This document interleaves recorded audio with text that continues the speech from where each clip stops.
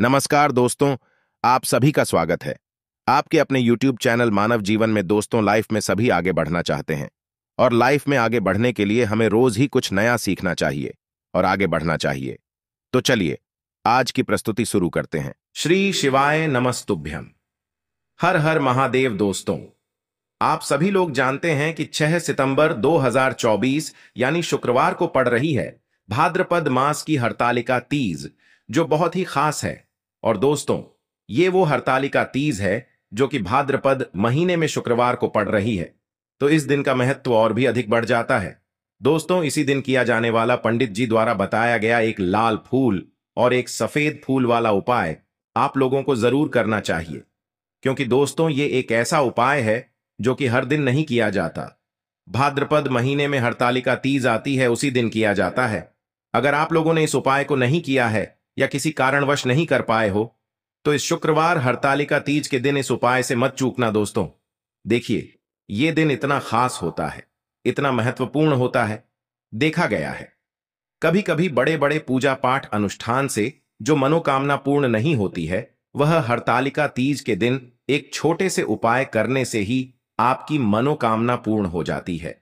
और बहुत सारे लोगों ने इस उपाय को किया भी है और उनको इस उपाय को करने का फल भी जरूर मिला है। अगर आप लोग भी इस उपाय को इस शुक्रवार हरतालिका तीज के दिन करना चाहते हैं, तो आप इस उपाय को पहले अच्छे से समझ लेना, सुन लेना, उसके बाद करना। आपको इस उपाय का फल जरूर मिलेगा, आपकी सभी मनोकामनाएं पूरी हो जाएंगी। दोस्तों, हम आपको यहां पर बता दें कि यह जो एक लाल फूल और एक सफेद फूल वाला उपाय है, ये उपाय पंडित जी ने अपनी अभी की ही फुलेरा शिव महापुराण की कथा में ही बताया है। और इस उपाय को करने से आपके घर में चाहे किसी भी प्रकार की दुख और समस्या क्यों ना चल रही हो, आपको उसका कारण भी नहीं पता है कि भाई ये समस्या किस कारण से चल रही है, उसका कुछ भी कारण हो सकता है। जैसे पितृदोष हो सकता है, काल सर्प दोष हो सकता है, या किसी भी तरह का मंगल दोष भी हो सकता है। और भी बहुत तरह के दोष होते हैं, कुछ भी हो सकता है। पर आपको इस उपाय को करने के लिए अपने दोष को पता लगाने की भी जरूरत नहीं है। आपके घर में किस कारण से इतनी दुख और परेशानी आ रही है, वह भी आपको पता लगाने की जरूरत नहीं है। बस शुक्रवार की हरतालिका तीज के दिन इस उपाय को कर लेना, क्योंकि इसी एकमात्र उपाय को करने से आपके पूरे घर परिवार में सुख और शांति हो जाएगी। आपके घर में अच्छे अच्छे काम होने लगेंगे। आपकी जो भी मनोकामना होगी वह भी धीरे धीरे करके पूर्ण होना शुरू हो जाएंगी। अब हम समझते हैं इस एक लाल फूल और एक सफेद फूल वाले उपाय को आपको करना कैसे है, किसको करना है, किस समय करना है और कैसे करना है। देखो, उपाय बिल्कुल आसान है, बस समझने वाली बात है। ध्यान से समझिए, उसके बाद ही आप लोग जो है इस उपाय को जरूर कीजिएगा। सबसे पहली चीज हम लोग ये समझते हैं कि इस एक लाल फूल और एक सफेद फूल वाले उपाय को इस आने वाली हरतालिका तीज के दिन किसको करना है। तो देखिए, इस उपाय को घर के सभी सदस्यों को करने की बिल्कुल भी जरूरत नहीं है। घर में से कोई एक मुख्य बड़ा सदस्य ही इस उपाय को करेगा, तो उस घर परिवार के सभी सदस्यों को इस उपाय को करने का फल मिल जाएगा। पर वो बड़ा सदस्य कौन होगा, कौन व्यक्ति इस उपाय को करेगा, तो यहां पर देखिए हम आपको बता दें। घर की जो बड़ी माताएं बहनें होंगी, घर की बड़ी माताओं बहनों में से कोई भी एक माता बहन इस वाले उपाय को कर सकती है। अपने पूरे घर परिवार के लिए घर में सभी सदस्यों को इस उपाय को करने की जरूरत नहीं है। मात्र घर की जो बड़ी माताएं बहनें हैं, उनमें से कोई भी एक माता बहन इस वाले उपाय को करेगी, तो उसके घर परिवार के पूरे सदस्यों को इस उपाय का फल मिलेगा। अगर किसी कारणवश माताएं बहनें घर में उपस्थित ना हो या वो इस उपाय को ना कर रही हो, कुछ दिक्कत हो, तो भाई उस जगह पर फिर घर का कोई बड़ा व्यक्ति भी इस उपाय को कर सकता है।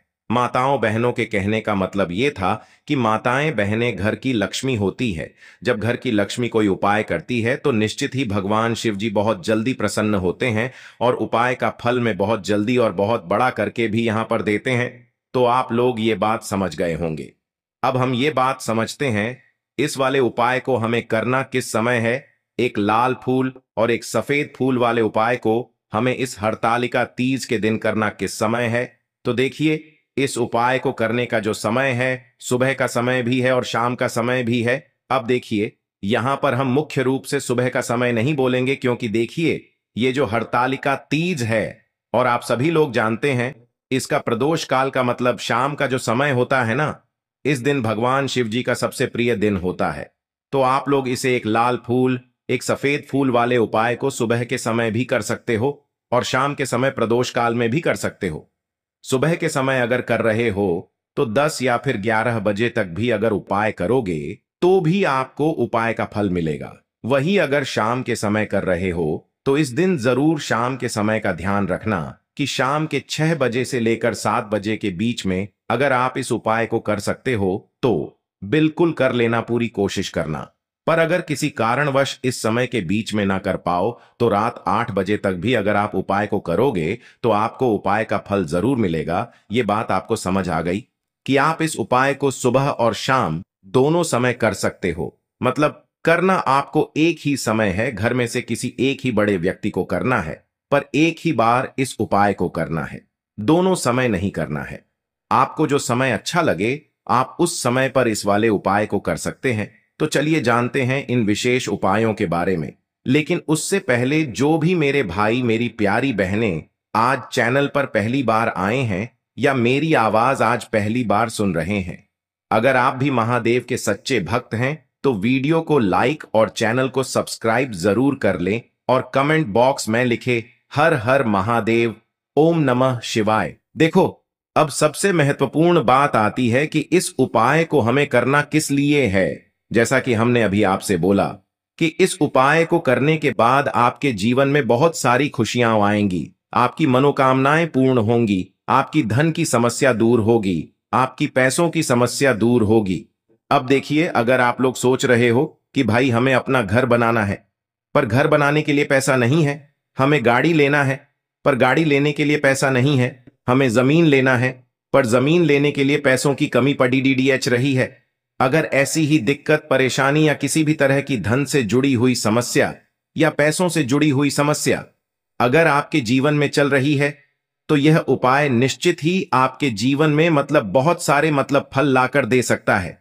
इसीलिए अगर आपके घर में बहुत ज्यादा दिक्कत, समस्या, परेशानी चल रही है, धन से जुड़ी हुई, पैसों से जुड़ी हुई, धन की बहुत ज्यादा कमी आ रही है, पैसों की बिल्कुल आवक नहीं हो रही है, तो भाई आप लोगों को इस वाले उपाय को जरूर करना चाहिए। घर में से किसी एक भी बड़े व्यक्ति को। अब इस उपाय में करना क्या है वो सबसे पहले हम लोग जान लेते हैं उपाय की सामग्री। हम लोग सबसे पहले जानते हैं कि इस उपाय में किस किस चीज की आवश्यकता पड़ेगी। तो देखिए उपाय का नाम तो एक लाल फूल और एक सफेद फूल वाला उपाय है, पर इस उपाय में कुल मिलाकर 4 सामग्री हमें लगने वाली है, जो कि पंडित जी ने खुद सीहोर वाली कथा में बताया है। और जो हम आपको उपाय बताते हैं वो पंडित जी द्वारा बताए गए होते हैं, अलग से हम कुछ भी नहीं बताते हैं। तो यहां पर हम लोग समझते हैं कि इस उपाय की सामग्री क्या है। तो देखो उपाय की जो सामग्री है वो 4 सामग्री है, जिसमें से सबसे पहली सामग्री है एक बेलपत्र। देखो बेलपत्र क्या होती है, बेलपत्र जो शिव की शिवलिंग पर चढ़ती है। दूसरी चीज है एक शमी पत्र, शमी पत्र वो जो शिवलिंग पर ही चढ़ता है। तीसरी चीज है दोस्तों एक लाल फूल, जो उपाय का नाम है। तो एक यहां पर आपको लाल फूल लेना है। अब ये लाल फूल कौन सा लेना है, देखो शिवलिंग के ऊपर जो लाल फूल चढ़ता हो उनमें से कोई भी एक लाल फूल पसंद कर लेना और वो कहीं से तोड़कर या कहीं से खरीद कर लेकर आना और उस लाल फूल को उपाय में प्रयोग कर लेना। उसके बाद में एक सफेद फूल का विशेष रूप से ध्यान रखना।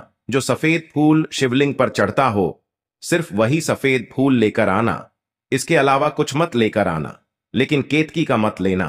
तो एक एक मात्रा में ही आपको ये चारों सामग्री चाहिए, एक बेलपत्र, एक शमी पत्र, एक लाल फूल और एक सफेद फूल।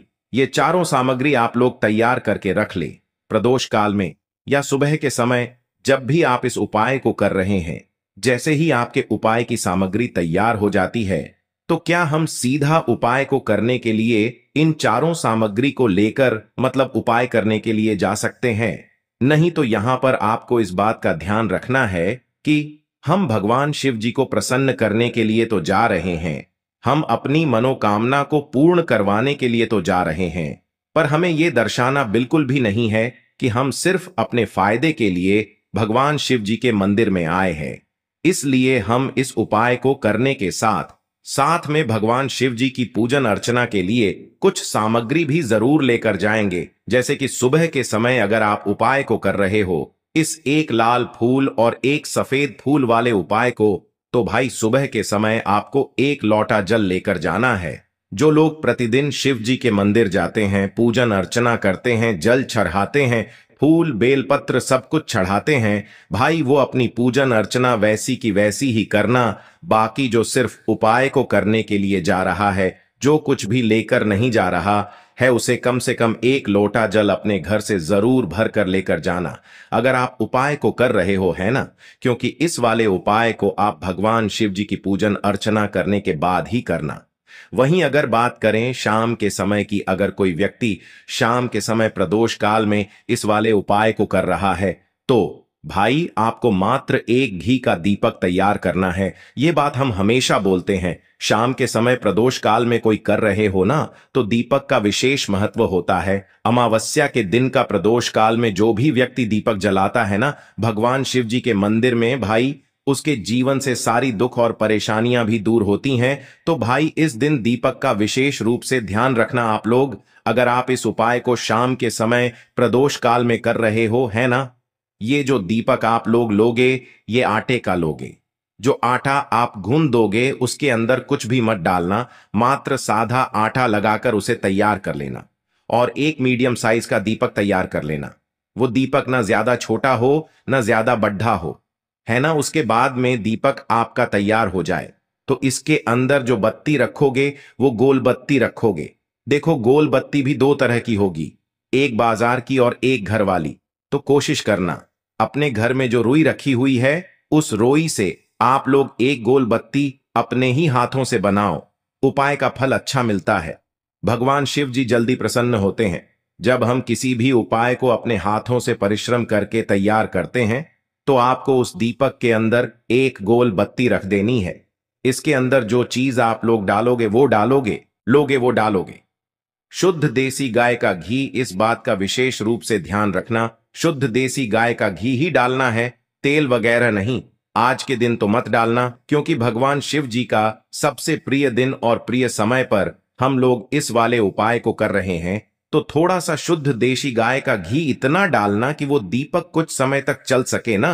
बाजार वाला मिलावटी घी डालना, न भैंस का घी डालना। शुद्ध देसी गाय का घी आपको ढूंढने में थोड़ी मतलब मेहनत लगेगी और महंगा भी मिलेगा, पर गाय के घी से भगवान शिव जी प्रसन्न होते हैं और उसी शुद्ध देशी गाय की घी से घर में बरकत भी बनी रहती है और हमारे घर में सुख शांति भी बनी रहती है।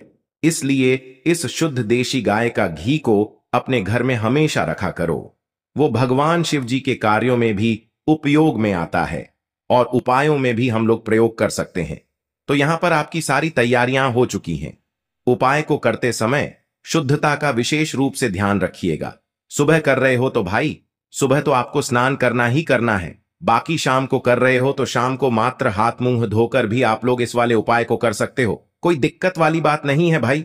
उपाय की पूरी सामग्री तैयार करके और पूजन सामग्री लेकर आपको भगवान शिव जी के मंदिर पहुंचना है, जो आपके घर के पास में हो, जहां पर शिवलिंग विराजित हो, शिवालय हो, वहां पर आप लोगों को पहुंचना है। और जैसे ही आप भगवान शिव जी के मंदिर में पहुंचते हो, वहां जाकर ही उपाय शुरू नहीं करना है। पहले आपको भगवान शिव जी की पूजन अर्चना करना है। पूजन अर्चना कैसे करोगे? सुबह के समय गए हो तो एक लोटा जल वगैरह जो भी पूजन सामग्री लेकर गए हो, उससे पहले पूजन सामग्री आप लोग मतलब पूजन भगवान शिव जी की कर लो। जो व्यक्ति सिर्फ एक लोटा जल लेकर गए हैं, वो शिव जी की शिवलिंग पर मात्र एक लोटा जल एक धारा से धीरे धीरे करके चढ़ा लो, है ना। अपनी पूजन अर्चना आप लोग जो हैं पूरी कर लो पहले। उसी के बाद अगर आप शाम के समय कर रहे हो तो पहले जाकर बैठना है भगवान शिव जी के शिवलिंग के पास में। आप जो दीपक तैयार करके लेकर आए हो, उस दीपक को पहले जलाना है। ये जो दीपक आप लोग जलाओगे ना, ये किसी और की माचिस से मत जलाना, अपनी ही माचिस अपने ही घर से लेकर आना और इस दीपक को अपने ही माचिस से जलाना। अगर आपने मंदिर की माचिस या किसी और की माचिस ले ली इस उपाय को करने में, इस उपाय का फल उस व्यक्ति को भी थोड़ा बहुत मिल जाएगा। इस बात का ध्यान रखना, अपने घर से अपनी ही माचिस लेकर जाना और इस दीपक को जलाना। दीपक को जलाने के बाद भगवान शिव जी की शिवलिंग के पास में रख देना। शिवलिंग के इतना पास में मत रखना कि भगवान शिव जी को आंच लगे। थोड़ी सी दूरी बनाकर ही जो है इस दीपक को शिवलिंग के पास में आप लोग रख दीजिएगा।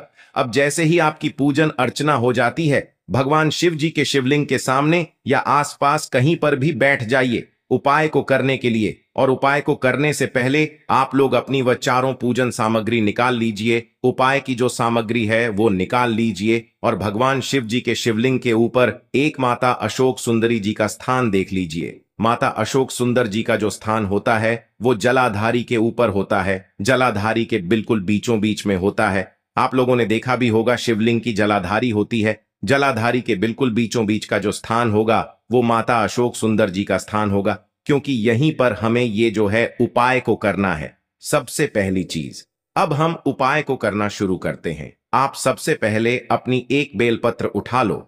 एक बेलपत्र को आपको माता अशोक सुंदरी जी वाले स्थान पर सबसे पहले समर्पित करना है। बेलपत्र की डंडी का मुख होगा जलाधारी की तरफ, जहां से जल बहता है और नीचे गिरता है, और बीच वाली बड्डी पत्ती का मुख मतलब शिवलिंग की तरफ होगा। इस तरीके से आपको इस बेल पत्र को माता अशोक सुंदरी जी वाले स्थान पर समर्पित कर देना है। उसके बाद में अपनी एक शमी पत्र उठा लो जो आप उपाय के लिए लेकर आए हुए हो। शमी पत्र को उठाकर शमी पत्र की भी जो डंडी का भाग होगा वो जलाधारी की तरफ करके, जहां से जल बहता है नीचे गिरता है उस तरफ करके, और पत्ती वाला भाग शिवलिंग की तरफ करके इस शमी पत्र को भी उस बेल पत्र के ऊपर आपको समर्पित कर देना है। समर्पित करने के बाद अब आप ले लो अपना एक लाल फूल जो आप उपाय को करने के लिए लेकर आए हुए हो। इस लाल फूल का जो खिला हुआ भाग होगा, चाहे वो गुलाब का फूल हो, चाहे कोई सा फूल जो शिवलिंग पर चढ़ता हो, भाई उस फूल का जो खिला हुआ भाग होगा वो शिवलिंग की तरफ होगा।